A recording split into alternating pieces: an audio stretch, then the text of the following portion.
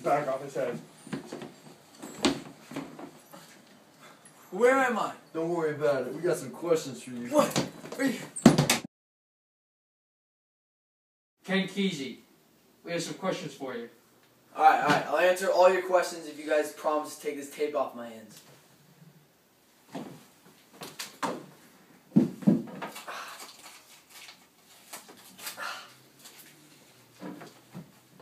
Alright, Ken, first question. Is McMurphy mentally ill or just a schemer who rebels against authority? Alright, well, as we can see in part 1 of the book, the only reason McMurphy enters the institution is because he said that he did way too much fucking and killing on his work rants, that it would just be easier for him to serve his 6 months in the institution, be free, and just be done with it. And then another reason he isn't ill is because he helped the others become less dependent on the ward's schedules, their activities, and the nurse and the black nurses as well. So, I mean, he was the only one who actually wasn't mentally ill, and then he helped others become their own person, less dependent on the ward. Well, what kind of person would run his hand through a wall 3 times and assault a nurse? Well, let me answer that question with a question.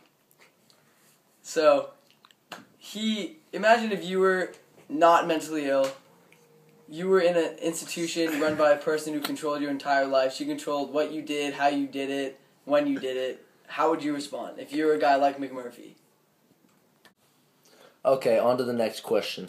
So, which of the characters in the novel do you think have mental illnesses? Which one don't? What is your definition of a mental illness anyway? So as the book starts out, everyone that we meet is mentally ill. You know, they go to the nurses' meetings. They kind of telling each other secrets. They're dependent on what the nurse has to say, so they're not really their own person. But when McMurphy comes in, he kind of tells them to be like, he kind of shows them what it's like to be like a non-mentally ill person. So as we see towards the end of the book, we see Billy Bibbit kill himself because after he is with McMurphy and he learns to get over his stuttering and all of his like stresses that the ward causes him. He learns to get over them at the fishing trip, and then when he comes back, he kind of is subjected to the nurse's like threats that she gives that didn't work on anyone else, but they worked on him, and he ended up killing himself. So he was the one that was the most mentally ill. So, and my definition of mental illness would probably be someone who can't make their own decisions, is dependent on something else to live their lives for them. Well, do you agree that the medication is making the patients more mentally ill? Because in the case of Chief Bromden, he always goes into the fog when he takes his meds, and he seems to become more mentally ill due to the fact that he becomes more dependent on others by not being able to think for himself. Yeah, definitely. Good question. He definitely becomes less dependent on the ward as he stops taking his meds, because when he was taking his meds, he would describe that he would see fog everywhere, and he didn't even know where he was. He was in the ward for 10 years, and then he never even had the sense to look out the window and look like where he was, like where the ward was, what the surroundings were. But as he stopped taking the meds, as he refused to take them, as McMurphy taught him, he had more rational thoughts and kind of thought for himself more, and didn't see the fog anymore when he didn't take his meds. Alright, next question.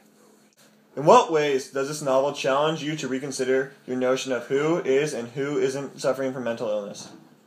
Alright, so as I kind of wrote this book, I wanted to convey that even though we don't really know it, everyone has mental illnesses. Like, some may be more extreme than others, as we saw, like Billy Bibbit just kind of went crazy and killed himself. And guys like, I don't know, like other patients in the ward, such as Harding, Chief Bromden, if you saw him down the street and you just looked in his eyes, you kind of see that guy was insane. But as we saw, like when the nurse lost control, that was her mental illness. She needed that control in order to function. And when she didn't have it, like even though she didn't portray it to the patients, McMurphy and Bromden both knew that she was going crazy inside, and she had to gain that back. You say that everybody's mentally ill, But what about McMurphy? He wasn't really mentally ill, was he? I mean, he only came to the ward to escape having to do physical labor. Yeah, I don't think McMurphy was as mentally ill as everyone else. Because when he first starts out in the book, he kind of sets himself apart from everyone else. Like he kind of shows them, oh, I don't need this schedule, I don't need all the treatment. But in part 4, he goes to the nurse's office, smashes through the door, rips open her uniform, and tries to strangle her. And then as he's pulled off, he gives out a cry of cornered animal fear and hate and surrender and defiance. So, and then they gave him lobotomy, which is kind of a shock treatment, and that was their punishment for him. And he just couldn't take it anymore and had to just defy and all of her rules. Next question. How does society view mental illness in One Flew Over the Cuckoo's Nest? Well, I think that's a question for you to answer. I mean, I'm the author, I wrote the book. How do you as society think that society viewed mental illness in this book? Well, I mean, as I read the book, I got the impression that society viewed mentally ill people as threats to the community and should be locked up in cages with force-fed pills to suppress their crazy thoughts. Yeah, because what society viewed may be good for them, but it's not the best way for the patients. I think we saw that. So that's how society views it, but how does the mental establishment view it?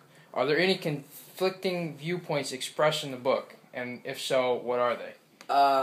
Yeah, I think 2 different viewpoints are society's views on it and then the medical views on it. Society thinks that these people should be locked up, not let out into society, don't let them bother the people that are normal.